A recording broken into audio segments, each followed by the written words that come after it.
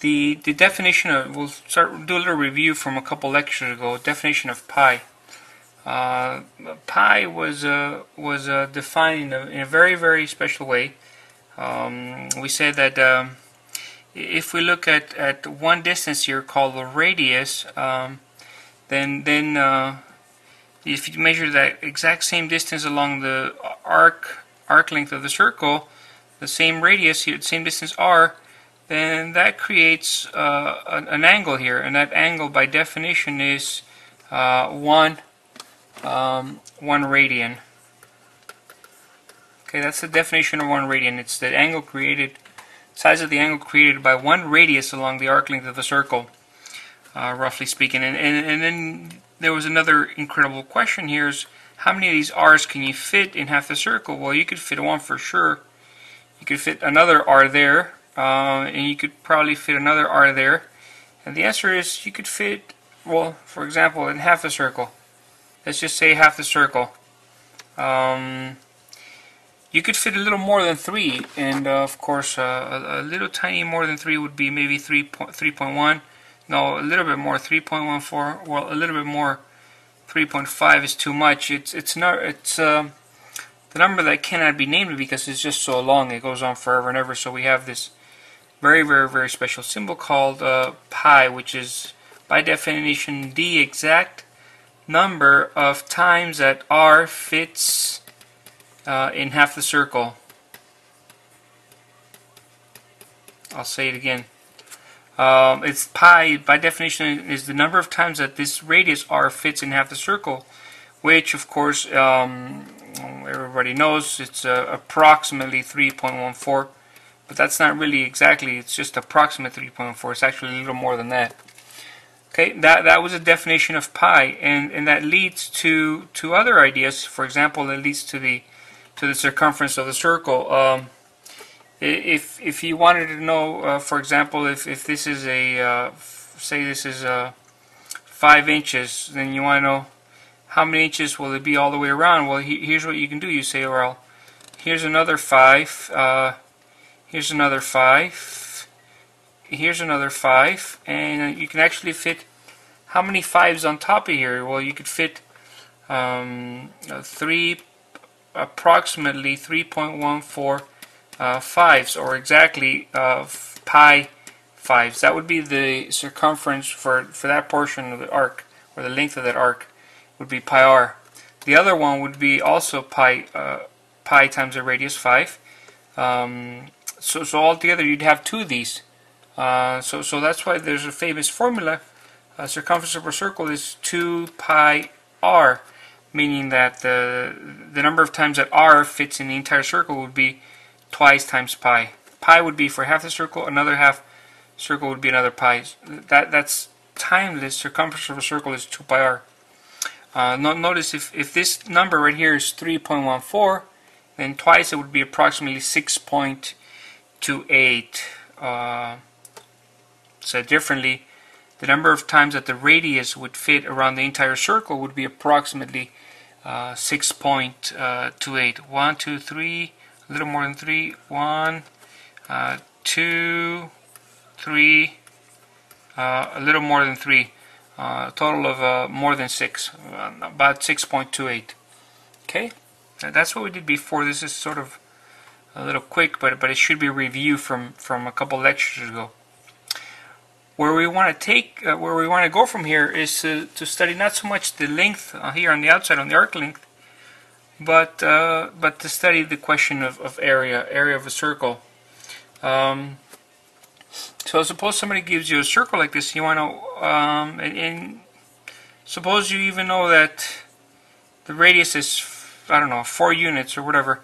You want to know how much is this area inside. It's not quite as easy as when we had a rectangle, which was just base times height. This is actually a lot more interesting. In fact, it puzzled civilizations for thousands of years, and puzzled the dinosaurs forever. I don't think the dinosaurs ever got it. In fact, it's a rare privilege to be a type of species that can understand things like this. It's a human heritage. It's nice. All right, so here it is. Here's what we could. One silly idea would be, Even if you were like a caveman or a cavewoman, you could try something like this. You could take a little grid here and measure actually the number of squares that fit there. And you could say, well, I can count the number of squares. I got 1, 2, 3, 4, 5, 6, 7, 8, 9, 10, 11, 12, 13, 14, 15, 16, 17, 18, 19, 20, 21, 22, 23, 24, 25, 26, 27, 28, 29, 30, 31, 32, whatever. Alright, so I can't believe I get paid to do this. Anyways, that would be one silly way to count how many square inches you've got on a circle that has radius 1, 2, 3, 4. That's one way to do it. Okay. It's not the most sophisticated, but it gives you a rough estimate, rough estimate of what the area should be. Okay, and just based on that rough estimate, I don't know, you could say 35, 36, 40, 41, 42, whatever. It's not that easy because you've got these portions here that are not exactly full squares or half, they're just portions of them. And that's what makes it interesting. So you could just count the numbers. There's 6 times 6, about 36, 38, 40, I don't know. It's got to be close, more than 36 probably, close to 40. That's just based on common sense. Of course, we'd like to take it way, way, way beyond that, much deeper than the common sense. And we have all the tools that we need. We just need a little creativity. So here's the game plan. You let's get rid of all these dots, and we will get rid of the grid here, and then try to think about something much deeper than that. So we get rid of our little grid and try to think with our 10-pound brains that God gave us, or whoever. All right. So here's the way we're going to think. You ready? Brace yourselves. I love this song. This is Ninth Symphony. Alright, you guys ready? Here we go. What you do is by the way, this is incredibly creative. I can't take credit for this. I just saw someone do it and I thought, whoa, that's gotta be so nice. That's so nice to see. Alright, here's your clever idea here. So you suppose you could take some magical scissors here, and you cut a line here. Cut.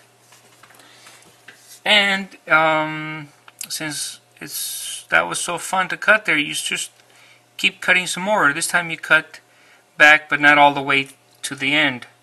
And you cut here from the center, but not all the way to the end. And you cut a few more times. How many? Up to you. Maybe a gazillion times, or a gazillion times. Anyways, you cut a whole bunch of them, and the caveat here is that only one of them, none of these go all the way to the end except for the very first one that you did. Okay, you cut until you cut all your heart out till you're satisfied cutting here, and then something important is going to happen. You're going to grab this circle here, and out of the one cut that you made all the way through, you're going to open it up like a fan, like this. Open it up, and it's going to look something like this if you do that. It's going to look like that. Okay. Again, here's how you cut it. Cut it in there. First cut all the way from the outside towards the center. All the other cuts not all the way in.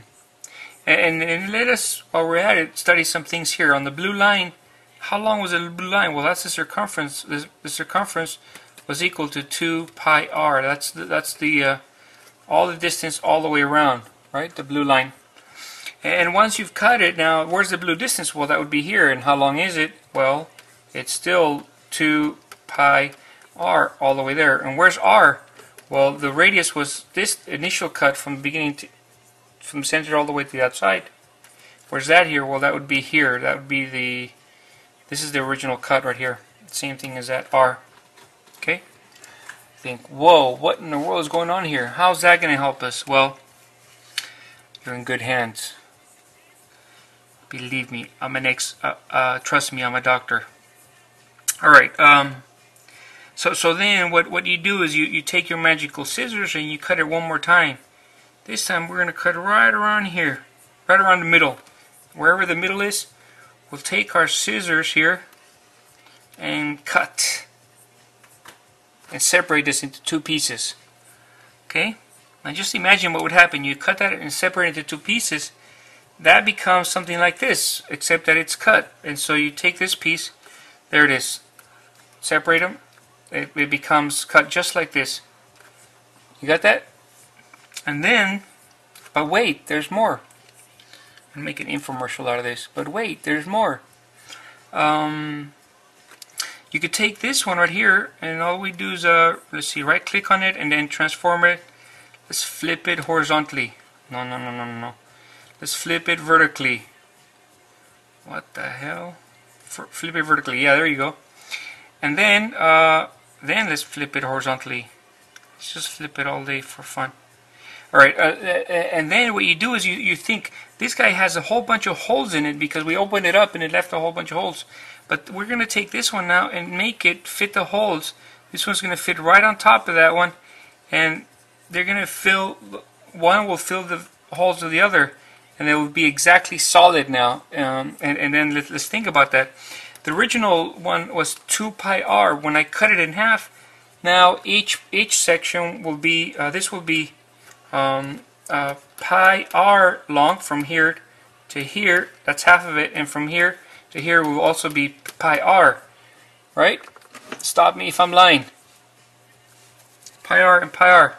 That means that this piece right here would be pi r. That's half of the entire circumference. And this one over here would also be pi r. While the height would be r. And actually now it's solid, completely solid. The gaps were filled in by the other piece. And now we're asking, the major question is, what is the area of this shape? That was the original question, the area of the shape. Of course, when we had it originally, the area of that shape is kind of hard because the area of that shape is hard because it's a circle. But with our magical cutting and our incredibly creative rearrangement, that's not a circle anymore. That looks like a rectangle, a perfect rectangle for that matter, as long as you made infinite many of these cuts, or a lot of them anyways. So now the area is a piece of cake. What is the area for a rectangle? Of course, it's base times height.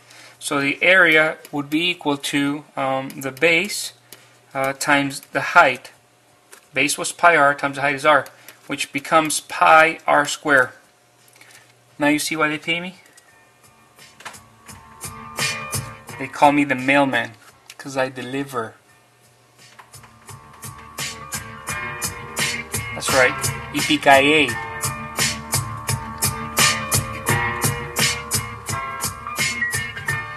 And that's, my friends, that's why the world famous formula for a circle, if you have radius r, the area is equal to pi r squared. Okay? You can take that one to the bank. Now let's go back to our little problem here. Back when we were trying to do this, suppose that we were trying to measure it. We were trying to actually measure how many of these fit in there, how many of these squares, and now we have exactly the technology that we need. This was radius 4, if I remember correctly, so we can actually calculate it. The area for that would be pi times r squared, which would, if the radius is 4, it would be 4 squared, so it would be approximately 3.14 times 16, whatever that may turn out to be. And this is, my friends, is a professional way to find areas of a circle.